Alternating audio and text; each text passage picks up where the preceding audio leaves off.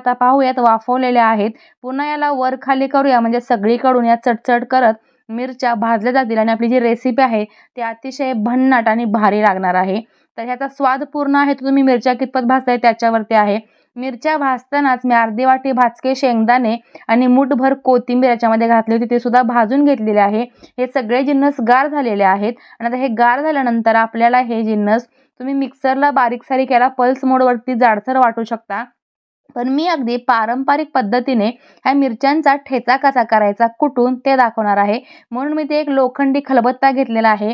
गाव भागामध्ये किंवा गावाकडे दगडाचा खलबत्ता असतो त्याच्यामध्ये हे ठेचलं जातं, पण माझ्याकडे ते दगडाचा खलबत्ता नव्हता. हा लोखंडी खलबत्ता आहे त्याच्यामध्येच मी हे तुम्हाला कुटून दाखवणार आहे. आणि मिक्सरला लावल्यापेक्षा असं हे ठेचून केलेल्या ठेच्याची रेसिपी अतिशय चवीला भन्नाट लागते. अगदी तोंडची चव परत येईल. ही रेसिपी तुम्ही नक्कीच ट्राय करून पहा. अशी ही रेसिपी आहे.